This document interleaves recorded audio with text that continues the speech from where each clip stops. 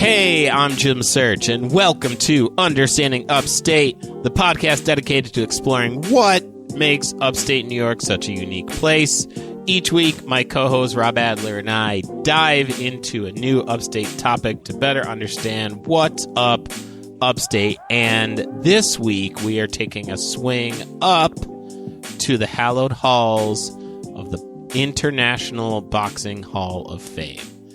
Usually we end with an up pun, but we're starting with one today. Yeah. What a way to flip the script. Yeah, we're coming out swinging here. You know what I mean? and I'm here for it. And there we go. Listen, speaking of swings, I want you, Speedy Freaks and Rattlesnake Pete's, to take a swing over to our page on iTunes and subscribe, rate, review our show, and you can even share an episode with a friend. Don't share it with an enemy. You don't want your haters to have this this level of greatness. Don't give it to them. Absolutely not. No way. Put a 5-star review in Apple Podcast and let us know your favorite upstate location or person in the review. Now, Rob, can I tell you a funny story about Binghamton? You sure? I mean, always. You never have to ask for my permission for that. That's a given. Now, I kind of buried led with the lead on this one, I guess, for lack of better words. But you unburied the lead? Yeah, I unburied it. So I work this it's kind of like a construction gig. In fact, I actually have to go there tomorrow morning. But basically, we're just like hauling school furniture around. That's the job every day. And I was working with this guy who it's like there's it's like our company, and then there's like People Ready and like Labor Ready. It's like you work for the day of, like they pay you for the day and all that shit. Yep. And this dude I work with, we're just talking, and he's a great guy. He's got great energy, and he's just like, man, you know what? I'm about to go back upstate. I'm done with New York City. And I was like, where are you going to go, man? He's like, I got a house in Binghamton. Wow. And I go, you got a house where? And he's like, yeah, I got a house in Binghamton. I was like, well, you, sir, have made a friend in me. Let's talk about it. Of all the places.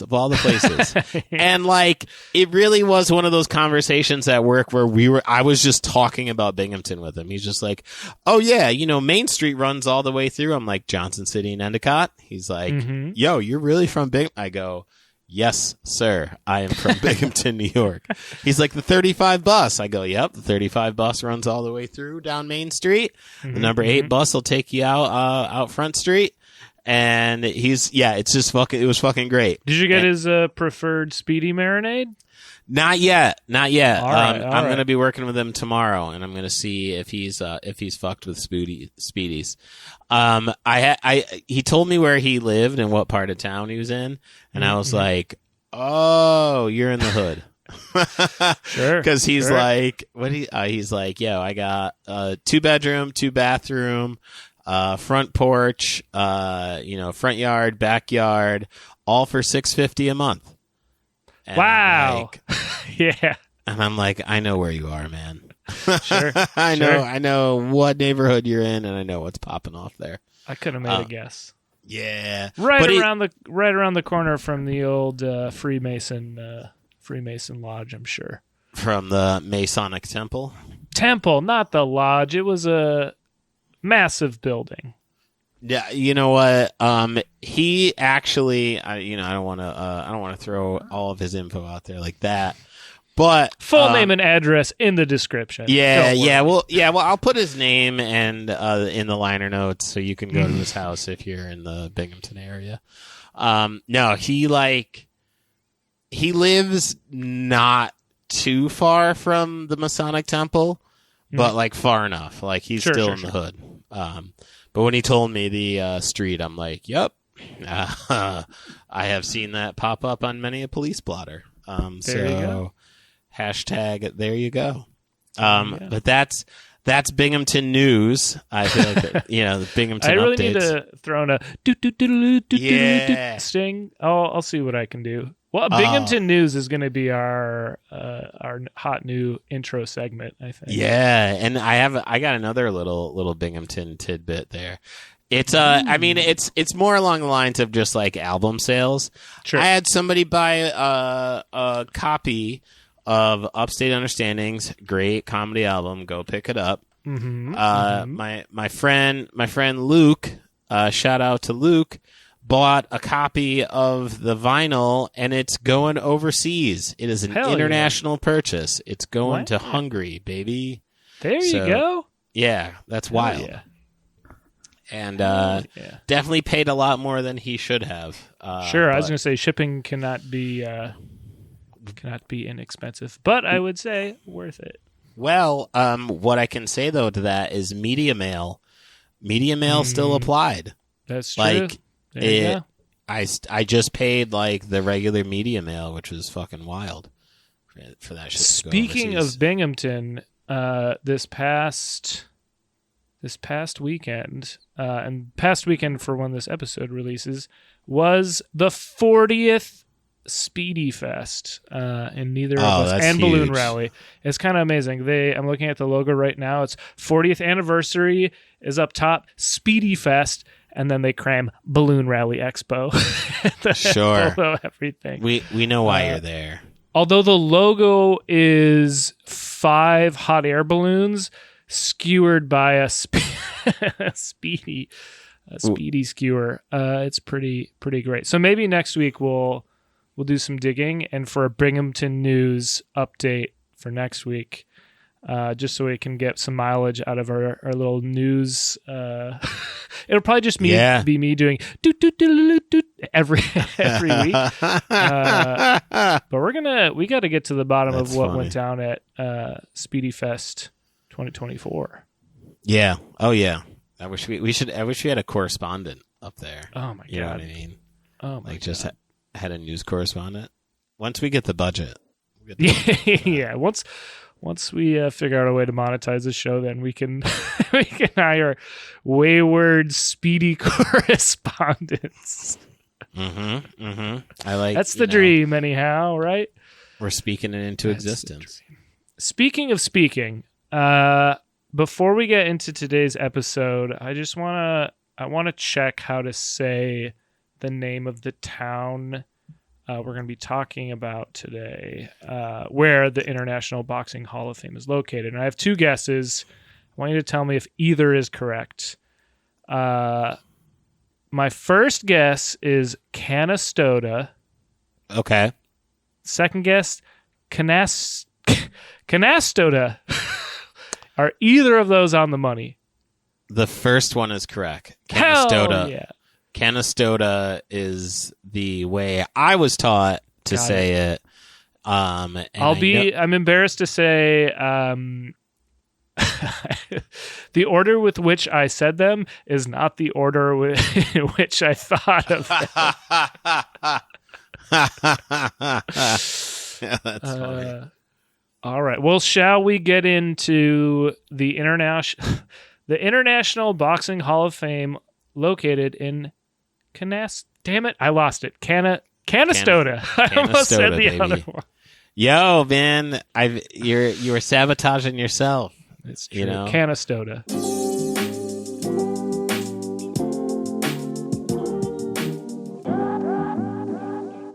Canastota, New York. That is the home of the International Boxing Hall of Fame.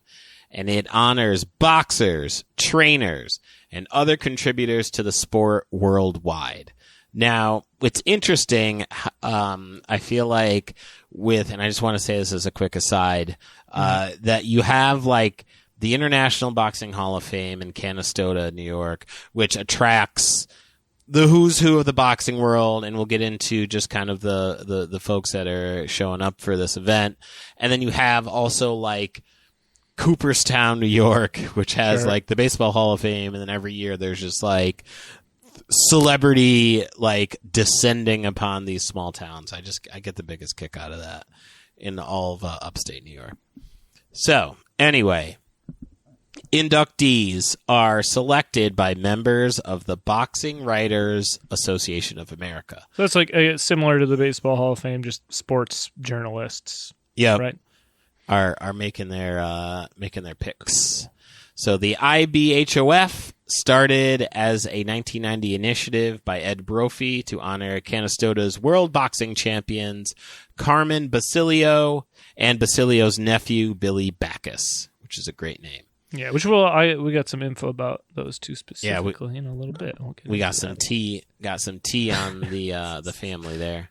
The village of Canastota inaugurated the new museum, which showcases boxing's rich history. The town people raised funds for a showcase that would celebrate the achievements of their two local heroes. Do you know where the museum was located before it opened in Canastota?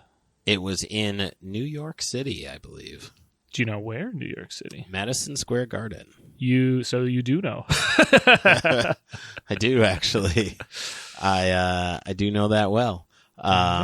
So we did the reverse commute. I came from upstate down here, and the Boxing Hall of Fame went from here to upstate New York.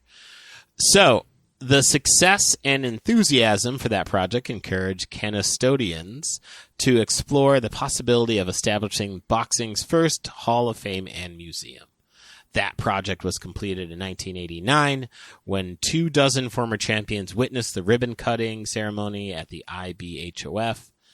A year later, the first class of boxing legends, including the greatest boxer ever, Muhammad Ali, were on hand to receive their long overdue enshrinement.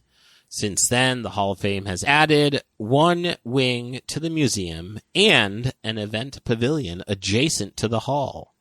The HOF holds an annual induction ceremony in early June as a highlight of a 4-day celebration of boxing and its legends, as well as many Hollywood celebrities that show up. All right. Pretty fucking rad.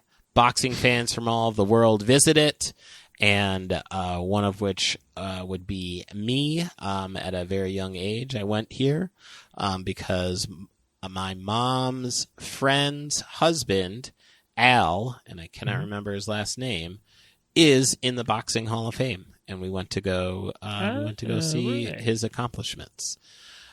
Artist Richard T. Sloan has been the official artist for the IBHOF since '97, creating portraits of inductees and other works in the hall. Now, the ceremonies, as you probably would guess, were postponed in 2020 and 2021 due to a little pesky COVID-19. Bummer indeed. Mm-hmm. Now, the IBHOF is one of two recognized boxing Hall of Fames, with the other being the World Boxing Hall of Fame, and with the IBHOF being the more widely recognized institution.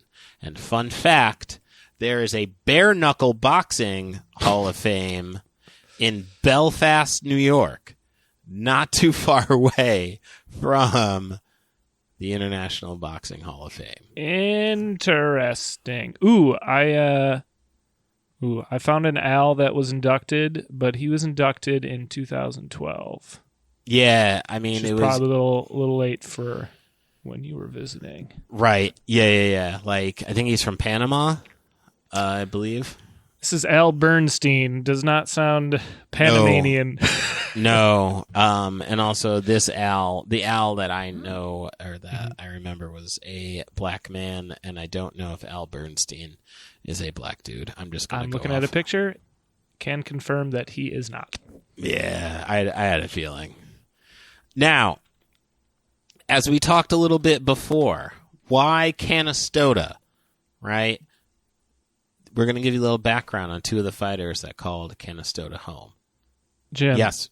Would this man's name be Panama Al Brown? The one that was inducted. When was he inducted? He was inducted in 92, but he died in 51. No, that wouldn't be. Because like he was still alive. Like he was still alive when we were up there. So there's a different Al from Panama inducted in the... All right, I'm going to keep searching. Yeah. We're going to find him. I for sure thought that Panama Al Brown was going to be our man. Right. Like, it would make sense, but, you know, him dying in 52, that throws the timeline off a little bit. It does.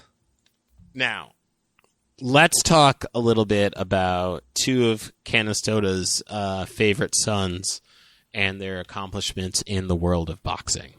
All right?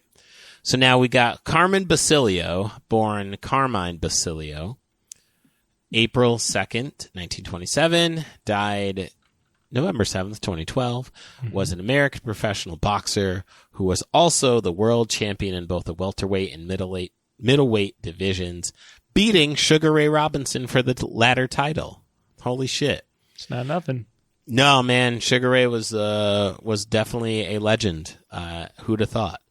An iron chin pressure fighter, Basilio was a combination puncher who had great stamina and eventually wore many of his opponents down with vicious attacks to the head and body. And I can tell you right now, getting punched in the head or body sucks. Yeah. I saw a picture of him wearing like a literal crown and just like the most fucked up face. Just like he didn't take it on the chin, he took all of it on the chin. Yeah. His face could take a punch, I think. Listen, there is like, I mean, as much as I love boxing and like, you know, have sparred and trained, it's like I would never get in the ring. Like that feels like it would be, it's such a like physically exhausting thing. And getting punched sucks. I will say that. In 1957, the Ring magazine named Basilio Fighter of the Year, and he won the Hickok Belt, a trophy that was awarded to the top professional athlete of the year. The Boxing Writers Association of America named him Fighter of the Year in 1955 and 1957. Basilio also holds the distinction of being in Ring magazine's Fight of the Year in 5 consecutive years, 55 to 59, a feat unmatched by any other boxer. So there's a reason why this man, a fellow upstate New Yorker with so many accolades, would be given his flowers in upstate New York. In 2002, Basilio was voted by the Ring magazine as the 40th greatest fighter of the last 80 years. And that's only one. That is only one fighter. From Canastota, New York. Because then we got to talk about Billy Backus, born 1943. Still alive. Still kicking. Still doing it. Still swinging. Still, yeah, actually, up until 2006. And I'll tell you why he stopped swinging. Oh, no. It's a very weird little summary. He is a former welterweight champion professional boxer. In the summer of 2006, Backus retired from his correctional facility job and moved to South Carolina. Important details, Wikipedia. Thank you. And that tells us a lot, as you were saying, of when he stopped swinging, because I'm pretty sure his job post-boxing was still filled with violence. Yeah. His record, 43 fights, 48 wins, 22 73 by knockout. Fights. 73. 48 wins, 22 by knockout, 20 losses, and 5 draws. Pretty good record, if I must say so myself. Yeah, not bad. Now, party people, let's talk a little bit about the opening of the Hall of Fame. This is from the New York Times, 1989. The tiny town of Canastota, New York, population 5,000. That's small. That's 5,000 people, okay?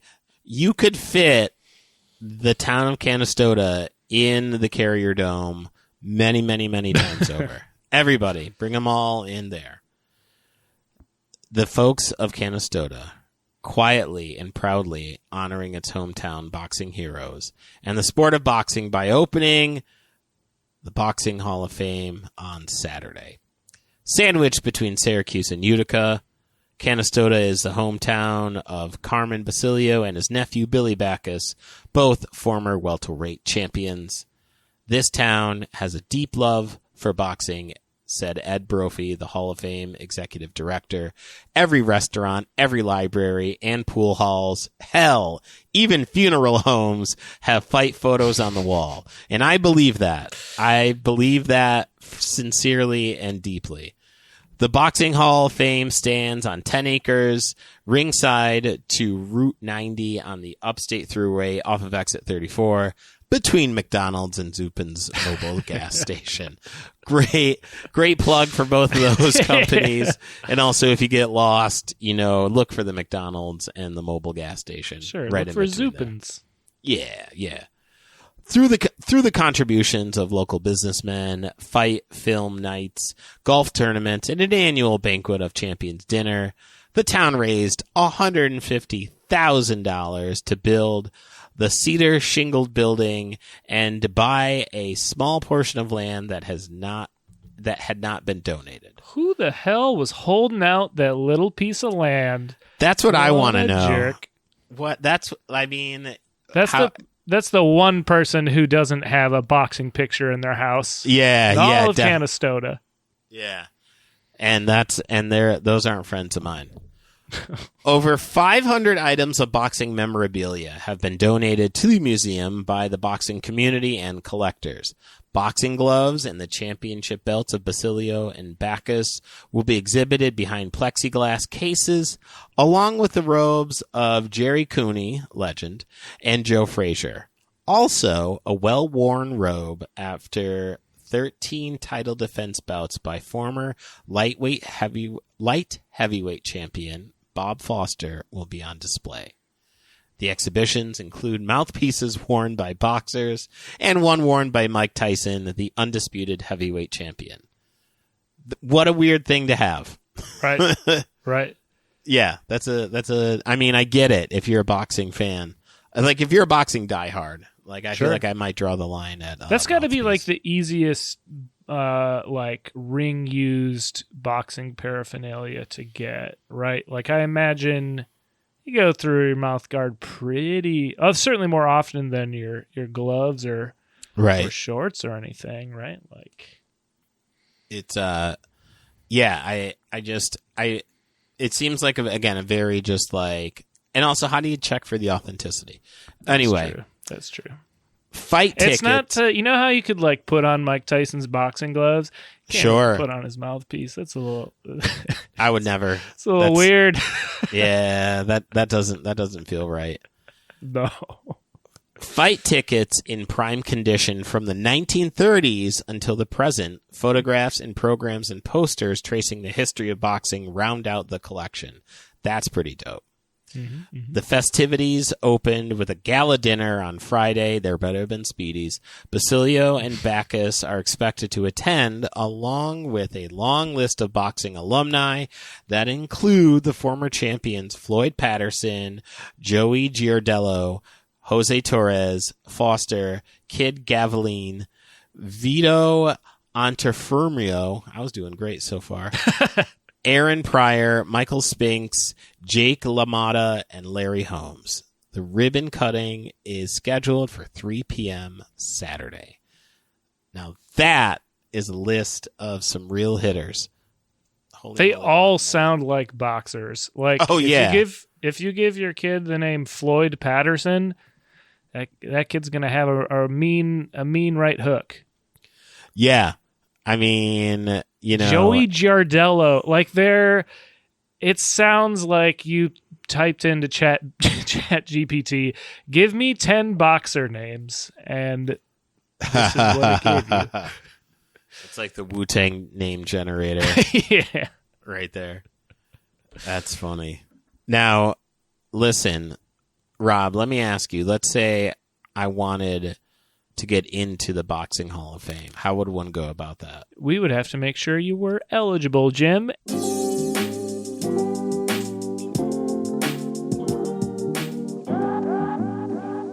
Professional boxers become eligible for election into the International Boxing Hall of Fame 3 years after their retirement.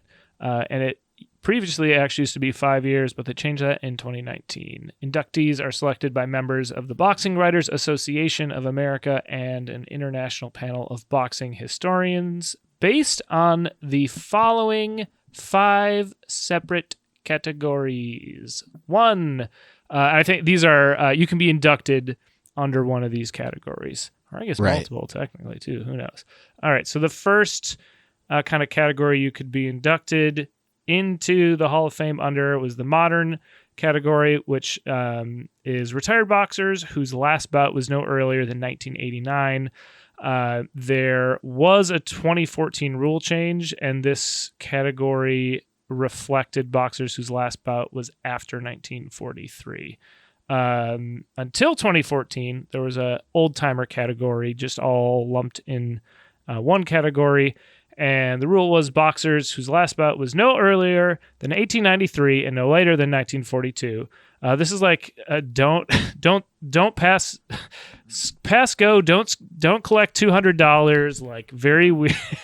Very. There's a interesting level of specificity. Yes. Of yes. What era of boxing you fall into, which is very interesting. So this category has since changed. Again, it's split into 2. It's similar to something kind of that got shooken up at the Baseball Hall of Fame, which is the Veterans Committee, I guess. So we now have these 2 categories, an early era and late era. Early era is boxers who fought from the beginning of Marquis of Queensberry rules. We'll talk about those in a second. It's 1893 until 1942. It sounds like real fisticuffs, kind of like, you're boxing where your arms are almost like completely outstretched type of like IATA kind of boxing, Yeah. And then we have late era, which is boxers who fought their bout from 43 to 88. Pioneers, the third or fourth category, depending on how you're counting it. This is boxers whose last bout was in or before 1892. Generally, these are boxers who fought before the Marquis of Queensberry rules. Then we have an observer category. This is your journalists, historians, writers, and artists. And then non-participants, these are people who made contributions to the sport of boxing, apart from the roles as boxers or observers. Could be someone who innovated a new mouth guard, made new boxing gloves, etc., etc. Marquis of Queensberry rules. These are which is fun story.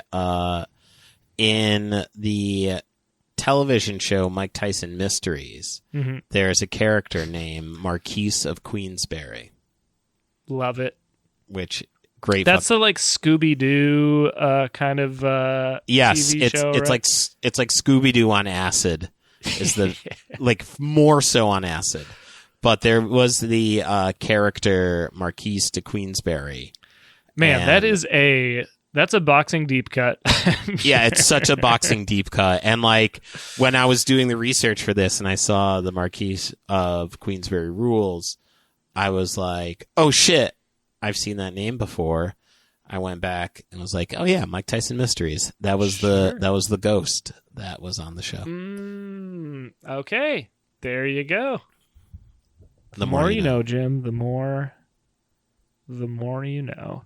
The Marquis of Queensberry is like it's a title and a person who at one point the title holder of that was evidently Oscar Wilde's arch nemesis.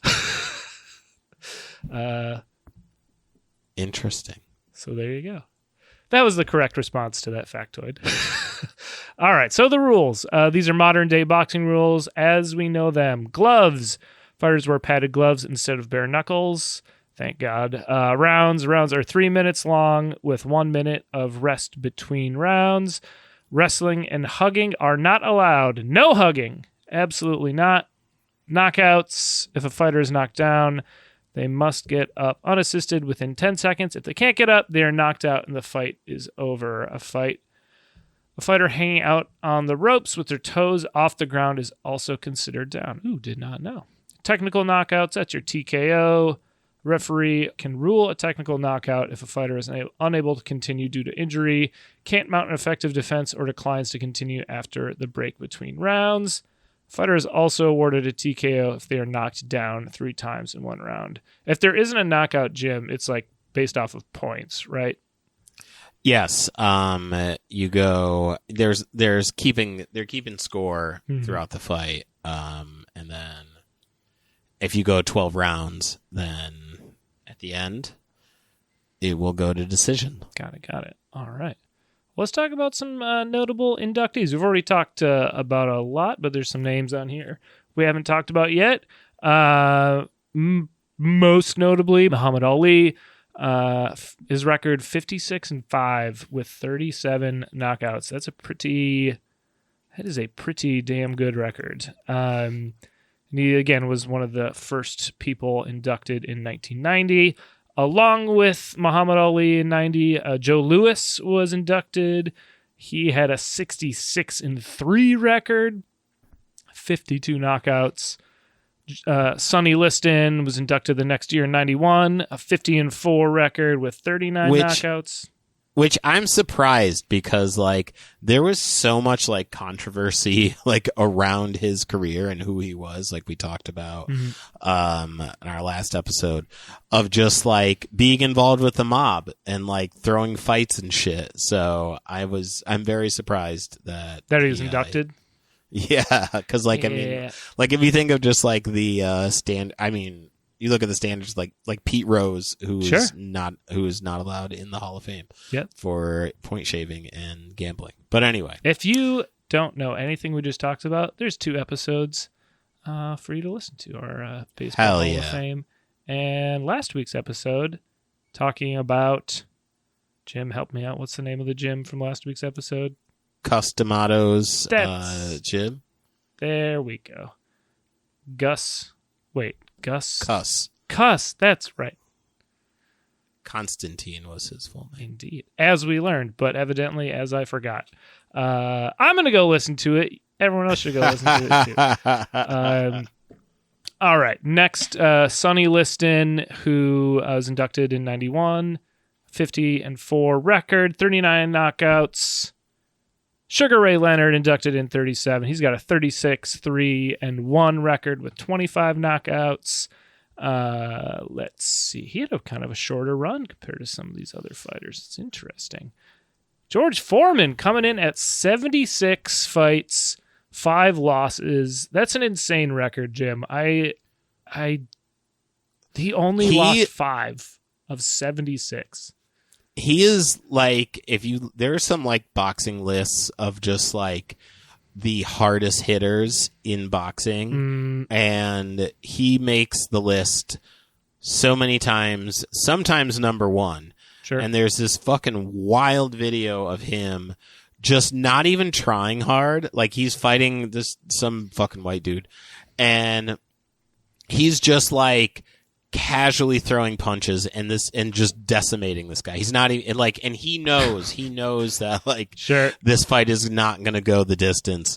And so he's just like, all right, man, let's just get this over with. It's the most brutal. It's a real testament to just how hard this fucking dude hit. That's generous to just knock that dude's lights out. Yeah. Wow. All right. And finally, Mike Tyson, who we again talked about last week, inducted in 2011 with a record of 15-6 and 44 knockouts. Kid Dynamite, the baddest man on the planet. Oh, there we go. As I always like to do, I always we'll type in our topic and then follow it up with the word controversy and see what comes up. And this week, I was delighted to find, well, not delighted to find, because it's kind of a sad story, but there was a theft. Someone robbed the International Boxing Hall of Fame. This comes from an article from the New York Times in 2015, so a few years ago now. All right, so 2015, November 13th, article by Jeff Stein and Corey Klingenon. To drivers who take exit 34 off the New York Thruway, the International Boxing Hall of Fame pops up like a quick jab. Great writing. That's some great writing. That's fucking great. They know their audience. Welcoming them to this small central New York village about 25 miles east of Syracuse. While its grandiose name is something one might expect from a ring announcer, the modest brown building with a quaint feel has won a tender place in the heart of Canastota. Perhaps because it was founded largely to honor its favorite son, Carmen Basilio, welterweight and middleweight boxing champion of the 1950s. Mr. Basilio's mythic hold on this community remains as strong as ever. More than half a century after his prowess in the ring brought him international acclaim as the upstate onion farmer. We didn't know that. The nickname born of his younger years toiling in Canastota's onion fields. I think we've got a future episode to talk about the onion fields of Canastota. Who knew? Who knew? Carmen's heart and soul was Canastota, said Edward Brophy, the executive director of the Hall of Fame. When he walked into a local diner, whether world champion or later, that was your hero that walked into the diner. He meant a lot, and he continues to mean a lot. Mr. Basilio's fists brought home to Canastota, a village of about 5,000 on the banks of the Erie Canal. Sick shout out. So the news that 6 championship belts, 4 of them belonging to Mr. Basilio, were stolen last week has left the town bereft. That's fucked up, man. Yeah, dude. The thief or thieves, who the police say broke through a window on November 5th, did not take Rocky Marciano's gloves, Mike Tyson's mouth guard, I'm sure they wore it though, or Floyd Patterson's shorts. Mr. Basilio was largely the motivation for the opening of the Hall of Fame, and his belts were on prominent display. He was among the Hall's first inductees, as we learned, along with the likes of Mr. Ali, Frazier, Rocky Marciano, as well as Mr. Basilio's rival, Sugar Ray Robinson, against whom he fought 2 brutal bouts. Of the crimes I've ever investigated, this is the one that people have asked me to work the hardest on, says James Zophi, Canastota's police chief. So that says one of two things, right? One, this is a town of no crime, right? Yeah. That, like, there's no crime is 0, or there were some real heinous crimes that no one gave a fuck about. Yeah. Because I'm imagining, like, rape or murder is probably one that I would definitely want solved if I were in Canastota. But yeah, I felt like that was an saying. Interesting quote to end on. So let's flash forward. Naturally, I wanted to see if this case was ever resolved, and I did find the answer. We're jumping ahead to June 15th, 2023, and this comes from Syracuse.com. Canastota, New York, 6 championship belts stolen from the International Boxing Hall of Fame in Canastota in 2015 are gone. They were melted down and sold for scrap after they were taken. Jesus. Yeah, dude. Investigators said in an indictment unsealed in federal court Thursday. Included in those thefts were 4 bolts, were the 4 boxing belts we talked about from Carmen Basilio and 2 from Tony Zale. 2 of the people charged in the conspiracy drove to Canastota to stake out security and the items on display at the Hall of Fame. According to court documents, they returned in November 2015 and broke into the Hall of Fame, smashed a couple displays with an axe, and stole the belts. Canastota police said the building was broken into around 2:45 a.m. The 2 drove to a Pennsylvania home on or about the same day of the thefts to pry gemstones from the belts and then melt them down to metal pieces. The scrap was sold for about $400 in the New York City area, which is just sucks. That's awful, man. Yeah, that's dude. fucked up, dude. Real, like $400 in the grander scheme of things. Yeah, split what, 6 ways? How many people? Right. Like this wasn't a one-man job by any stretch. Yeah, it was multiple. I think it was I don't think I included it, but it was like 4 to 6 people involved in this. which, yeah, that's... and they were beautiful belts. I saw, from that article, I saw pictures of all of them, and they are really cool pieces of work. Each one unique design, and yeah, a real shame. Yeah. And that's where we end today's episode. So on that note, we're just going to go ahead and get up out of here. Let y'all know that is about that. Hey, while we all may be kind of sad to have lost those belts, I'll never get to see them. But what are maybe some things that our fans can enjoy to make up for never being able to see these boxing relics, or maybe to come close? Well, let's say that you've just been inducted into the International Boxing Hall of Fame, right? You are a modern fighter. You have fought by Marquise's rules, and you just been killing it, and you made the trip up to Canastota, and you got your they retired your robe. You had a very sequined robe a la Ghostface Killer, and you were just a real bad motherfucker in the ring. And, life isn't all 1-1-2s and 1-2 jab duck 4s. You know what I mean? Like those, life isn't all combinations. So you need a little time to unplug and relax. Well, you're in luck, fighter, because I have an album, Upstate Understandings, that is available on Bandcamp. It's available on all digital streaming platforms as well. If you go to jimsearch.bandcamp.com, you can buy a copy of that album. And of course, is produced by none other than Rob Adler. So please go ahead and pick that up. I think you'll be doing yourself a great service if you do that. And also, if you want, it's important. I don't want to say if you want to, you should.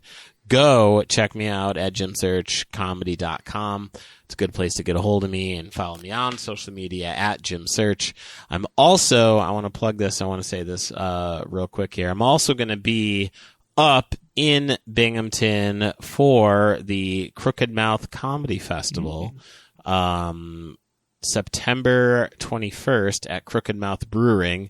I will be headlining the Saturday show. So pull on up for that. Go get tickets. It's going to be a great time. So do all of that. Rob, they've done all those things, right? But they still want more. Can you provide them with anything else that they could be after? I might have something for them. So let's just say you're bombing through Upstate on Route 90. You got off at exit 33 instead of 34. You don't see McDonald's. You certainly don't see Zupin's mobile station. You're lost. You're not in Canastota. You don't know what to do. You're going to pull over. Instead of going to Google Maps, you're going to go to brooklynfrequency.bandcamp.com and grab my album, New York Sticky, which is a great instrumental album. It's going to allow you to just stay cool, calm, and collected for the next 30 minutes while you try to figure out where you took a wrong turn, get back to Route 90 so you can head up to the next exit and make it to the International Boxing Hall of Fame in Canastota, and also swing by Zupin's and McDonald's if you want to. So go grab my album.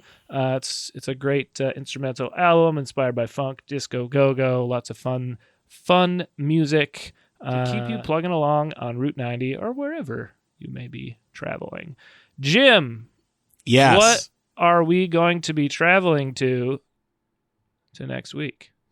Well, let's just say that there will be some watery digits ahead of us.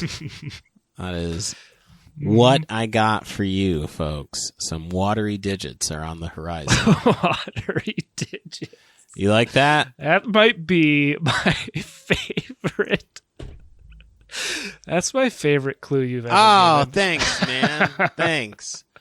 That means a lot, man. I appreciate that, dude. Thank you. Oh, I work hard on these. No, it was good. It was good.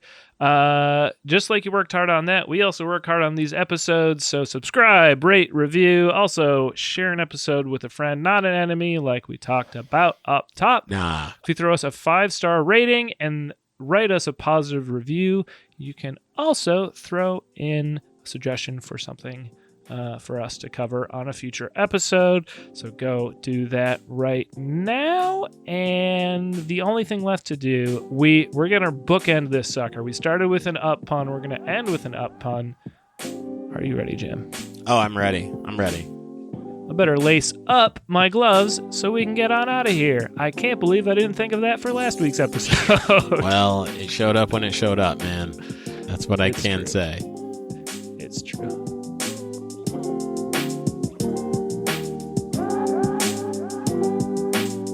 Understanding Upstate is a podcast hosted by Jim Search and Rob Adler, edited by Rob Adler, and music from Regal Monk.